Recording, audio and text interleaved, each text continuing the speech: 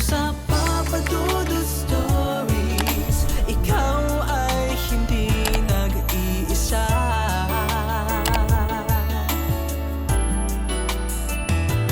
Dito sa Papa Dudut Stories, may nagmamahal sa'yo. Papa Dudut Stories, Papa Dudut Papa Dudut. Sa lahat po ng mga nakatutok ngayon, huwag pong kalimutan mag-like, mag-share at mag-subscribe. Maraming salamat po sa inyong lahat.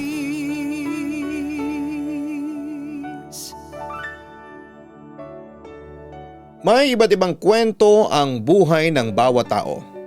Pero sa kwento na yon ay palagi itong makapag-iiwan ng aral sa iba. Ang kwento natin ngayong gabi ay sa direksyon ni Janice Prado. Dear Papa Dudut, tawagin niyo na lamang po ako sa pangalang Zaldi. At 43 years old na ako sa ngayon.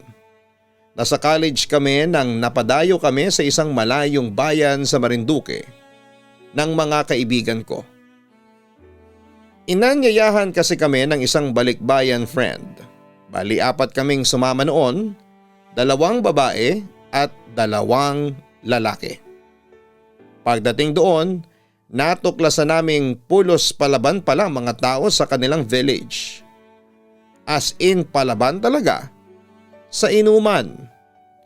At ang nakakatuwa pa, Papa Dudut, pinagsasama sa isang harapan ng mga babae at lalaki, kanya-kanya ng basong tagayan.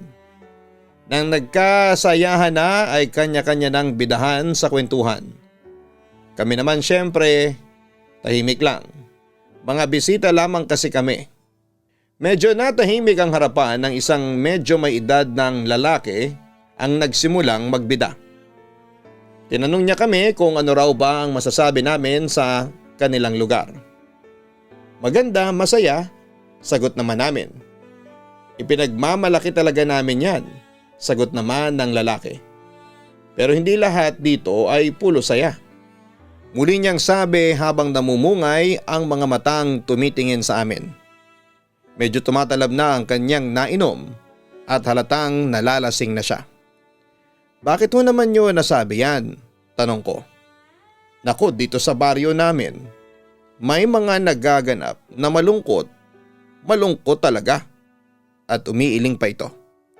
Hoy Enteng, magbibida ka na naman dyan. Bukas na lang yan, tumagay ka na muna.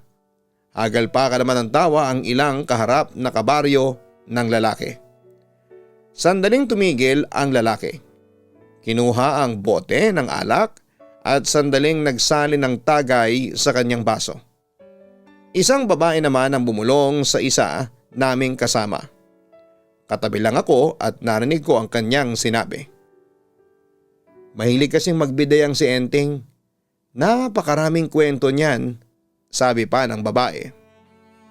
Aba, mas mabuti ho yun, mas enjoy, sagot naman ni Edna na kasama namin. Kaso nga lang, ang mga kwento niyan, may totoo, may hindi. Meron pang kwentong lasing. At narinig kong nagtawanan muli ang mga kabaryo nila. Pero kahit nagtatawanan ay natigil muli ang lahat nang muling magsalita si Enteng. Kakaiba ang kanyang karisma kapag nagsasalita siya. Parang may hikayat kang makinig. Excuse me, nakapasyal na ba kayo sa buong baryo? Tanong nito na ang tinutukoy ay kaming mga bisita.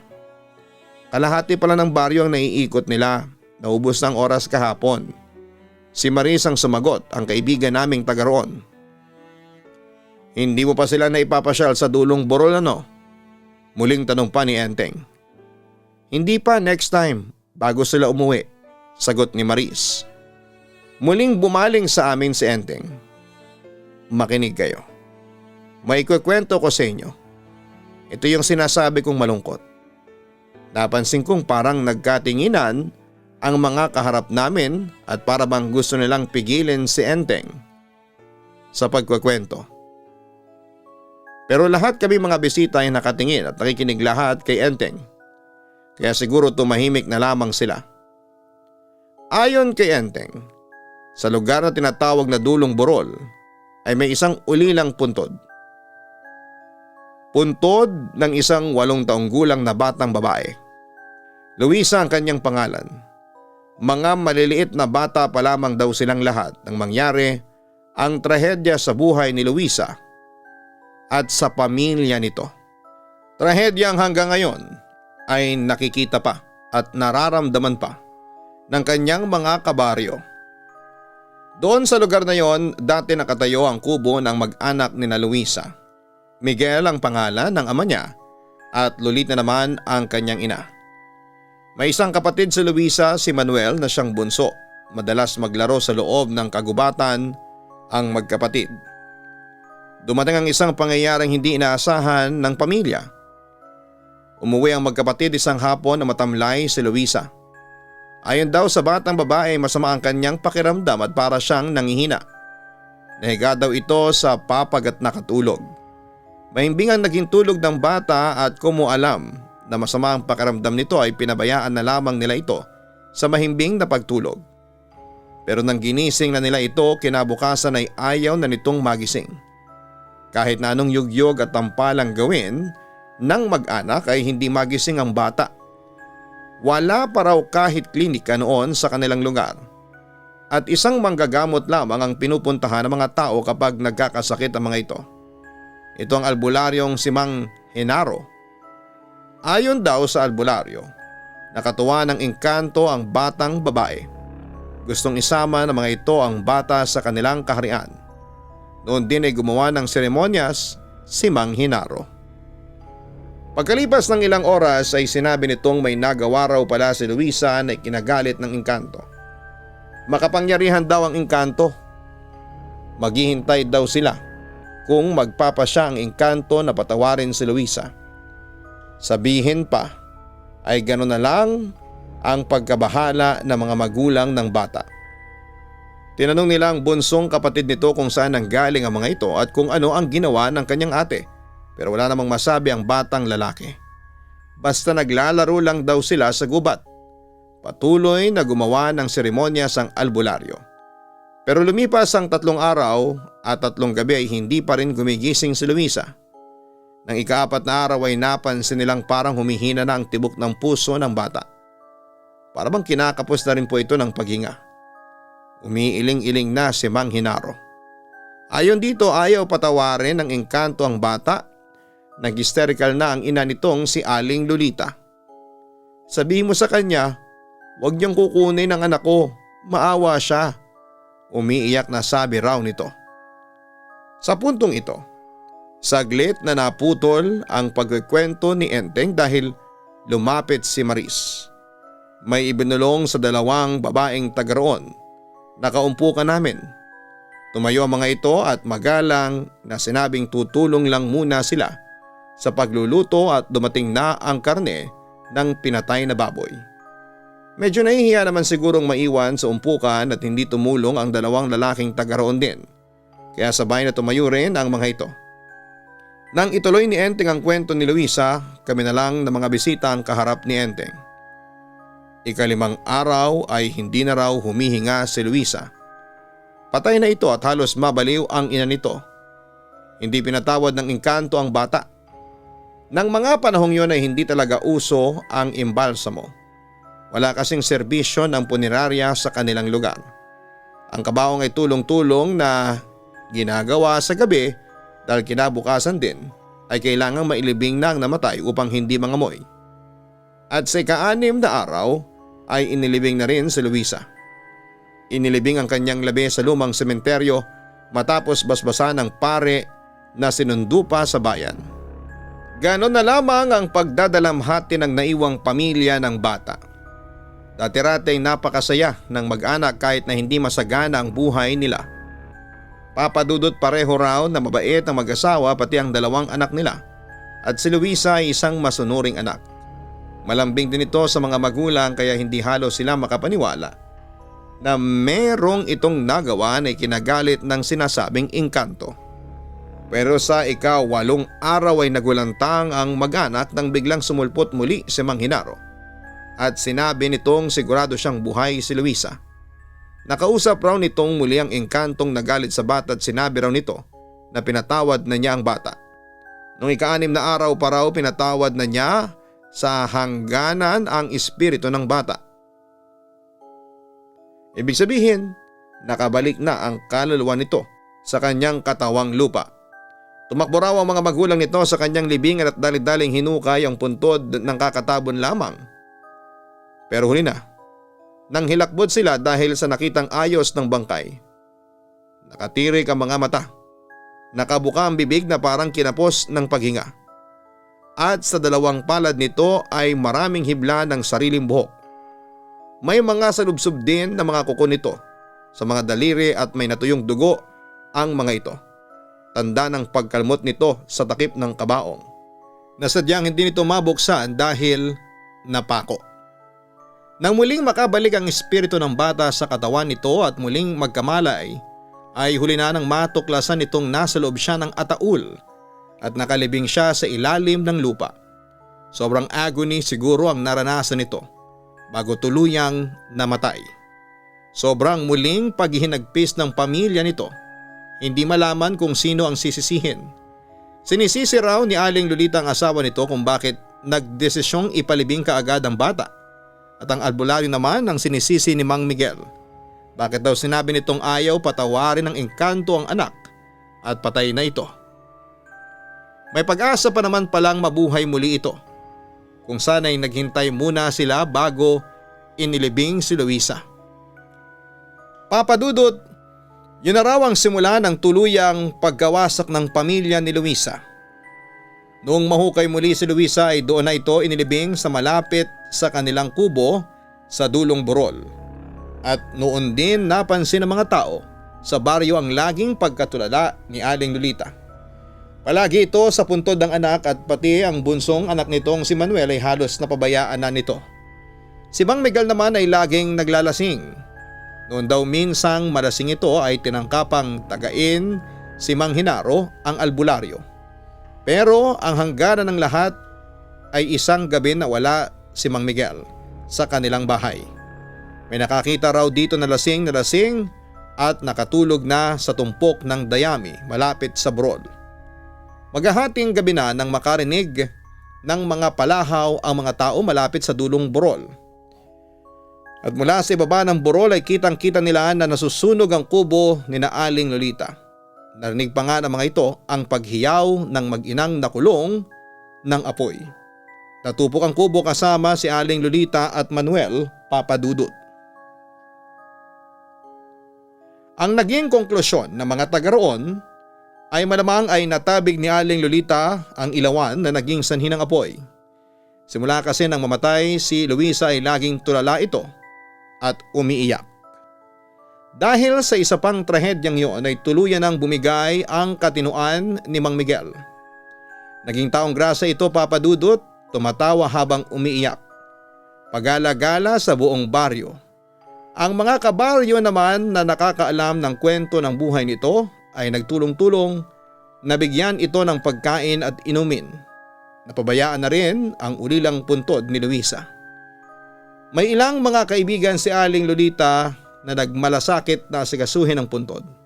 Pero sa paglipas ng panahon ay nangawala na rin ang mga kaibigan yon at mabuti na lamang at hanggang ngayon ay may mangilan-ngilang nakakaisip maglinis doon at mag-alay ng bulaklak kapag undas. Pero hindi pa doon nagtatapos ang kwento. Ayon kay Enteng, kapag maliwanag ang buwan ay nakikita ang kaluluwa ng batang si Luisa sa tabi ng kanyang puntod. Hindi siguro matanggap ng batang nangyari sa kanyang pamilya na ang punot dulo ay siya. Habang nagkikwento si Enteng ay tumatagay pa ito. Kaya nang matapos ang kwento ay parang lasing na talaga ito. Nang tumayo ito para jumingel ay kanya-kanya kami ng opinyon. Naniniwala ako sa kwento niya tungkol sa nangyari sa pamilya ni Luisa, ang sabi pa ni Larry. Pero yung huli niyang sinabi, duda ako, hindi totoo yun. Wika pa ni Edna. Alin yung sinasabi niyang nagmumulto si Luisa? Tanong ko. Ano pa? Kita niyo naman senglot na siya, hindi ba? Meron pa siyang sinasabing kapag maliwanag ang buwan. Ha ha ha, ano yun? May pinipili bang gabi ang multo? Nagkatawanan na lamang kami sa sinabi niyang yon. Pero lahat kami aminadong malungkot talaga ang nangyari sa kanila. At hindi rin maalis sa isipan ko ang tungkol doon sa nagising na si Luisa na nasa loob siya ng ataul sa ilalim ng lupa. Nakakapangilabot. Kinabukasan ipinasyal muli kami ni Maris at itinuro niya ang ulilang puntod. Nasa itaas ito ng burol at natatanaw mula sa main highway. Matagal na raw siyang wala sa kanilang lugar kaya hindi masabi ni Maris kung totoo ngang nakikita roon ang multo ni Luisa kapag mga gabing maliwanag ang buwan. Kinagabihan naman ng kami ay masayang umalis sa baryo ni Maris. Sakay ng kanyang van ay masaya pa kaming nagkukwentuhan habang tumatakbo ito. Napatingin ako sa di nararaanan at naalala kong matanaw nga pala ang burol mula sa aming kinakaroonan. At hindi nga nagtagal ay nakita ko ang burol kung saan ay naroon ang ulilang puntod ni Luisa. Hindi kabilisan ang aming takbo at noong ko yun nakita, maliwanag ang buwan at mula sa aking kinakaroonan ay nakita ko yon isang figure na sa umpisa ay parang isang hayop na nakaluhod. Pero nang titigan ko yon ay kitang-kita ko ang isang batang babae malungkot na nakatingin sa kawalan. Bala ko yung ituro sa katabi ko pero nawala na yon sa aking paningin dahil lumampas na ang aming sasakyan. Doon ko naisip na hindi siya gawa ng malikot na imahinasyon. Dahil ng mga panahon na yon alam ko na bukas ang third eye ko. At muli ko yung napatunayan nang tumira kami sa Bulacan, Papa Dudut. Maayos naman ang nalipatan naming bahay. Mabuti na lamang at nakahanap si nanay ng apartment na mura ang upa. Hindi kalakihan, simple at sakto lang para sa isang maliit na pamilya. Tahimik din ang paligid dahil hindi masyadong maraming tao at sariwang hangin. May mga puno rin sa paligid, hindi katulad sa Maynila. Hindi na kasi nakayanan ni nanay ang lungkot sa Maynila dahil bawat sulok ng aming bahay ay naaalala niya ang aming yumaong lola. Kaya napagdesisyonan niya na lumapit at magkaroon ng panibagong buhay kasama nakababata kong kapatid. Hindi naman daw sa gusto niyang kalimutan ang aking lola dahil hindi siya mawawala sa puso namin kailanman. Gusto niya lamang magsimula muli para sa aming pamilya. Si CJ ay bibong kapatid ko na noon at 4 years old pa lamang at napakamasayahin. Lola's boy si CJ kaya medyo matagal din bago niya natanggap na hindi na babalik ang aming lola Papa Dudut. Sa paglipat namin ay mukhang bumalik na ang sigla niya at pala kaibigan na ulit. Ate Saldi, may new friend na ako, masigla niyang sabi habang patakbong lumapit sa akin. O talaga? Ano naman ang pangalan ng new friend mo? Tanong ko habang patuloy pa din sa pagtatype sa kaharap kong makinilya. Wala pa noon si nanay sa bahay at nasa trabaho pa kaya dalawa lamang kami ni CJ ang magkasama. Ay hindi ko pala natanong ang name. Pero cute siya ate. Parang si Dora. Pero may ribbon siyang red sa buhok. Si Dora wala eh. Sabi niyang medyo nabubulol pa sabay ngiti ng malapad. Kita ang ngipin niyang bungi sa harapan. Dora the Explorer kasi ang paborito nitong palabas. Aba, may cute-cute ka pang nalalaman ha? Tumawa ko kahit na hindi ko alam kung naiintindihan ba ako ng bata. Sige magugas ka na doon sa banyo. Ang dungis mo na, pagtataboy ko rito at nagpatuloy sa aking ginagawa. Ilang saglit lang ay umuwi na si nanay at sabay-sabay kaming kumain ng hapunan. Masaya ring kinuwento ang tungkol sa batang nakalaro niya at natuwa naman si nanay sa kanya. Ate Saldi, alam ko na ang name niya. Halata sa boses nito ang excitement ng kinabukasan. Naisip ko noon na mabuti naman at may ibang bata pala doon sa apartment namin. Maaga itong nagising ng araw na yon at gusto agad na lumabas para makipaglaro sa bagong kaibigan. Hulaan ko, Dora? Umikot ang mga mata niya at nilagay ang dalawang kamay sa baywang. Aba, pilyong bata to ah. Hindi na ako magugulat kung isang araw ay kumanta to nang ako'y isang sirena. Hindi po, red po. Kaya gusto raw po niya ang color red, wika ng kapatid ko. Anong name ng kapatid niya? Kunwari tanong ko. Wala po siyang kapatid. Mag-isa lang daw po siya kaya gusto niya nakalaro ako. Tugon naman niya. Dito na lang kayo maglaro para hindi ka na lumabas. Baka kung saan ka pa makarating paalala ko. Sige po, tatawagin ko siya. Biglang nagtatakbo ito palabas ng pinto. Nakabukas ang pinto kaya rinig na rinig ko si CJ sa labas. Idagdag pa na sadyang malakas ang boses nito na akala mo ay parating may kaaway. Narinig ko pang binanggit nito ang laruan niyang Barney, ngunit hindi ko man lang marinig ang kausap niya. Siguro'y mahiyain talaga ito kaya pati boses ay mahina. Siguro hindi din ito pala kaibigan kaya gusto nitong kalaro si CJ na likas na masiyahin. Ate, ayaw niya raw dito sa loob ng apartment. Gusto niya lang sa labas kami maglaro. Ang sabi nito na halata ang lungkot sa mukha niya. Hayaan mo na, baka nahihiya pa yon. Sabi ko na labang habang nagluluto ng pananghalian namin. Inaaya niya ako sa malayo, sabi ko magagalit ka. Wika niya. Hindi talaga pwede, hindi na kita papayagang maglaro sa labas kapag lumayo ka, sige ka. Banta ako sa kanya. Mag-iisang linggo na kami noon sa apartment at mukhang wala namang problema. Malapit lang ang palengke at kayang lakarin papadudot. At wala namang kaguluhan na nangyayari sa paligid namin. Mababait naman ang mga tao doon. Si CJ naman ay araw-araw naglalaro sa labas kasama ang bago niyang kaibigan. Hep, saan ka pupunta? Pigil ko kay CJ nang bigla siyang tumayo matapos kumain ng tanghalian. Sa labas po, maglalaro lang kami ni Red. Tugon niya. Hindi pwede, matutulog ka muna. Kaya hindi ka tumatangkad Pasok sa kwarto. Utos ko sa kanya. At sumimangot ito na dumiretso naman sa kwarto. Mabuti na lamang at masunuring bata ito. At kapag may gagawin ay magpapaalam muna sa akin. Hapon na nang pinasok ko ang kwarto para puntahan si CJ. Hindi ko na malaya ng oras dahil masyado ako naging abala sa pagbabasa. Kailangan ko na itong matapos dahil malapit na ang deadline. Sinong kausap mo dyan? Naabutan ko kasi siya. Sa may bintana at tumatawa na tila may katawanan o kausap. Hawak pa nito ang kanyang stuffed toy na Barney. Lumingon siya sa akin saglit at bumalik ang tingin sa bintana at sa akin ulit. Matapos ay bumungis-ngis na parang may narinig na nakakatawa. Wala po, sabi niya habang may pailing-iling pa.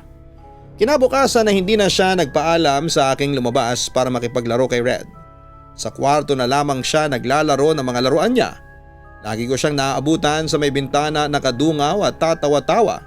Marahil ay natutuwa siya sa nakikita niya sa labas ng bintana. Nang minsang makakwentuhan ko si Mama, sinabi ko sa kanya na masigla na ulit ang kapatid ko at natutuwa naman siya. Mabuti naman daw kasi hindi na siya masyadong mag-aalala dito. Alam kasi namin kung gaano ka-close si CJ sa lola namin. Ate Zaldi, inaaya ko ni Red sa labas, laro daw kami. Ilang araw na pala siyang andito lang sa loob. Hindi ko alam kung bakit ayaw niya sa labas kalaro si Red at mas pinipili niya na sa may bintana maglaro. Pumayag naman ako kaagad. Pero gusto niya sa bintana ako dumaan Napatulala ako at nangunot ang noo ko sa narinig ko. Sabi ko naman sa kanya na sa pinto ang daanan hindi sa bintana Wika pa niya. Nawirduhan na ako sa mga sinasabi ng kapatid ko. Kailan mo nakausap si Red? Takang tanong ko. Kani-kanina lang po pero nawala na siya nung hindi ako pumayag at sinabi ko na magpapaalam muna ako sa inyo. Lagi po kaming magkalaro sa may bintana. Hindi niyo po ba siya nakikita? Sa puntong ito ay unti-unti nang tumaas ang balahibo ko. Ito pa nga binigay niya sa akin yung ribbon niya para nang sumama ako sa kanya. Sabay pakita ng isang hindi pamilyar na pulang ribbon na halatang batang babae ang may-ari. Sa nakita ko ay nanlaki ang mga mata ko at biglang bumilis ang tibok ng puso ko. Tuluyan na ring nagtayuan ang mga balahibo ko. Goosebumps. Nakatira kami sa ikatlong palapag ng gusali. Paano nagkausap sila sa bintana. Kaya naman mula noon ay sinabihan ko na siya na huwag makikipag-usap sa Red na yon. Hanggang isang gabi papadudot, himbing na himbing ako sa pagkakatulog ko. Alam kong nananaginip ako pero may kakaiba. Yung tipong alam mong tulog ka pero gising ang diwa mo. Lahat ng nangyayari sa paligid mo ay naririnig mo. Ultimo yung tunog lang ng electric fan ninyo ay klarong-klaro sa pandinig mo. Maging ang katawan mo'y hindi magalaw-galaw maski mga daliri. Yun ang naramdaman ko ng mga sandaling yon. Ngunit ang isa pang nakapagbibigay taka ay yung mga paggalaw ng mata habang nakapikit. Kaya ramdam na ramdam mo at alam mo na kung saan ipupunta. Parang natutulog ka na gising. Basta nakakalito kung ano ba ang realidad at ang totoong kaganapan sa panaginip. Ganyan lang ang nangyari sa magdamag na pagkakahimbing ng tulog ko. Walang ni anino ang gumugulo sa isipan ko basta ang alam ko lang ay tulog ako. Katahimikan ang bumabalot sa kapaligiran. Tanging ang paghinga mo lang at pag-ugoy ng electric fan ang maaaring marinig. Ngunit naglaho ito nang may narinig akong isang sigaw na nagmumula sa labas ng bahay namin. Isang pamilyar na sigaw. Isang sigaw na marahil ay kinagigiliwan ng mga taong nakatambay sa labas ng kanilang tahanan. Ang pagsigaw ng vendor ng kanyang nilalakong panindang balut. Balut! Rinig kong sigaw ng vendor. Medyo nasa kalayuan pa lamang siya ng aming bahay. Ngunit rinig naman ang tinig nito bunga ng pagkakabalot ng katahimikan sa paligid. Nakailang ulit itong pagbigkas ng kanyang nilalakong paninda. At yon ang pagmulat ng aking mga mata, Papa Dudut. Gising na ako ng mga oras na yon at nagkuskus ako ng aking mata at ang pagsigaw ng balut vendor, Papa Dudut, ang nagpagising sa akin. Nalimpungatan ako at umupo sa aking pagkakahiga. Sabay pag-unat ng aking katawan. Biglang balik ako sa aking pagkakahiga. Kinuha ko ang aking cellphone na mula sa ilalim ng unan. Tinignan ko ang oras mula dito ay 3:16 AM. Laking panghihinayang kong nakita ang oras ng 3:00 pa lang ng madaling araw. Napaaga ako masyado sa pagising at malayo pang maghanda ng sarili para sa school. Kadalasan kasing oras ng paghahanda ko ay mga 5:30 AM. Wala akong magawa, hindi na ako makabalik sa pagtulog. Hindi ko na ulit makuha ang tulog ko. Hindi pa din naglaho ang tinig ng balut vendor. Sa kinakalagyan ng tinig niya ay halatang nasa tapat na siya ng bahay namin. Paulit-ulit lang ang pagbigkas niya ng mga katagang yon. Hindi ko masyadong pinansin dahil wala naman akong interes bumili ng paninda niya. Hawak ko ang cellphone ko at tinignan ang mga messages sa akin. Nakarinig ako ng ingay na nagmumula sa bintana ng aking kwarto.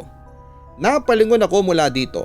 Natanaw ko ang isang matandang mama na may hawak-hawak na basket. Inangat niya ang dala-dala niya. Halatang siya ang balut vendor. Inalok niya ako at mabilis ko namang tinanggihan yon.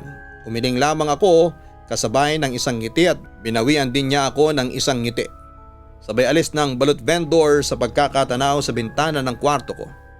Hindi naman kasi ako kumakain noon simula nang makita ko ang espesyal na laman nito na sisiw o isang malit na ibon o itik. Kaya naman gano'n na lamang ang pagtanggi ko sa balut vendor. Nakaramdam ako ng uhaw ng mga sandaling yon. Papalabas na ako ng kwarto at laking gulat ko nang pagbukas ko ng aking pintuan, Papa Dudut, ay bumungad sa akin ang aming hagdan pababa. Biglang sumagi sa isipan ko ang balut vendor na sumilip sa bintana at nag-alok ng kanyang paninda. Papaanong nakasilip sa bintana ang vendor na yon? Sapagkat ang apartment nga pala namin ay nasa 3rd floor. Walang hagdan sa labas para makaangat ang isang normal na tao at makasilip sa bintana ng kwarto ko dahil may pagkamataas ang bahay namin. Hindi ko alam ngunit nakaramdam ako ng kakaibang kilabot na bumalot sa aking katawan. Ang kilabot na pati ang maliliit na buhok ko sa batok ay nagsipagtaasan at nakaramdam din ako ng kaunting takot. Hindi ko maipapaliwanag ang nararamdaman ko. Akmang nakatayo lamang ako sa labas ng pintuan at napako ang mga paa ko sa sahig. Ang matauhan ako ay bumalik ako sa kwarto ko at pinagpaliban na lamang ang uhaw na aking nararamdaman. Kani-kanina lamang. Takantaka ako sa mga nangyari kanina. Hindi mawari sa aking isipan kung ano ang vendor na yon. Nagmatapang ako ng dahil sa aking pagiging mausisa. Nagbalik tanaw ako sa bintana kung saan ay sumilip ang vendor na nakapagbigay sa akin ng matinding kilabot. Laking gulat ko nang matanaw ko siya na nakatingin din sa akin Nasa malayo siya ngunit matatanaw mo pa din kahit may kalayuan at kababaan ng pwesto niya. Ibang-ibang itsura niya ngayon dahil ang mga mata niya ay nanlilisik at nakatingin sa akin ngunit namukaan ko siya dahil sa kanyang suot na puting t-shirt at puting tuwalyang nakasabit sa kanyang kanang balikat. Kinilabutan ako ng mas matindi kesa sa kaninang nararamdaman ko. At maging ang takot na nararamdaman ko kanina ay nadagdagan. Mabilis kong nilayo ang paningin ko sa kanya at pumikit ng matagal. Sabay humarap na ako sa likod ko habang nakapikit at ramdamang mabilis na pagtibok ng puso kong puno ng takot. Pagmulat ko ng mga mata ko ay bumungad sa harapan ko ang balot vendor. Nanlilisik pa din ang kanyang mga mata ngunit ngayon eto'y namumula na at masyado ng malaki. Muling napako ang mga paa ko sa kinakatayuan ko. Hindi ako makagalaw, hindi ako makasigaw. Wala akong magawa kundi ang titigan lamang siya. Sabay ng kanyang pagngiti na nakapagbigay muli sa akin ng matinding kilabot. Ang mga ngiting yon ay tulad ng pagngiti niya noong inalok niya ako ng balot. Nanginginig lahat ng kalamnan ko maging ang mga labi ko. Napasigaw lamang ako nang lumapit na siya mismo sa mukha ko at sa kinakatayuan ko. Ate? Ate Zaldi, gising! Ang boses ng kapatid kong si CJ ang gumising sa diwa ko. Bago ako humihingal na napabangon mula sa kama ko, sapo ang aking dibdib na malakas ang kabog. Marami pang nakakapangilabot na pangyayari ang naranasan ko sa apartment na yon, Papa Dudut. Mabuti na lamang nang sumunod na taon ay umalis na rin kami doon at mas naging maayos na ang aming sumunod na tinirhan. Dito na rin po muna magtatapos itong sulat ko. Pero asahan ninyo na mag-share pa ako ng ibang kwento ko sa ibang araw. Lubos na gumagalang, Zaldi. Maraming salamat Zaldi sa pagbabahagi mo ng parte ng iyong buhay na puno ng katatakutan. Sigurado ako na maraming kaistorya natin ang nainganyo sa pakikinig ng iyong kwento. Mga kaistorya, may kanya-kanya tayong kwento ng katatakutan. Pwedeng may hindi maniwala sa mga kwento natin pero ang mahalaga, alam natin kung ano ang totoo. Hanggang sa muli, ako po ang inyong si Papa Dudut. Maraming salamat po sa inyong lahat.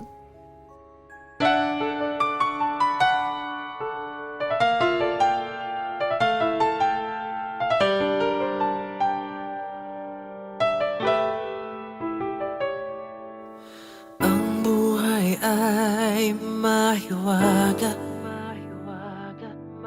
laging may lungkot at saya.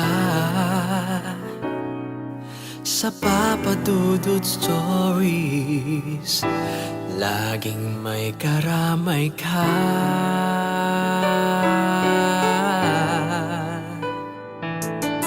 Mga problemang kay bigat, dito ay pakikinggan ka. Sa Papa Dudut Stories, kami ay iyong kasama. Dito sa Papa Dudut Stories, ikaw ay hindi nag-iisa.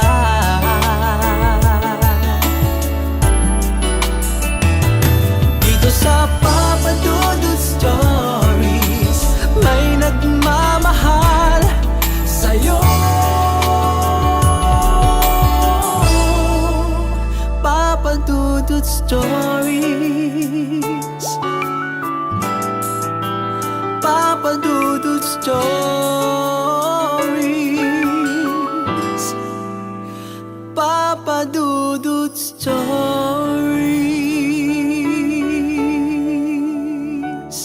Hello mga ka-online, ako po ang inyong si Papa Dudut. Huwag kalimutan na mag-like, mag-share at mag-subscribe. Pindutin ang notification bell para mas maraming video ang mapanood ninyo. Maraming salamat po sa inyong walang sawang pagtitiwala.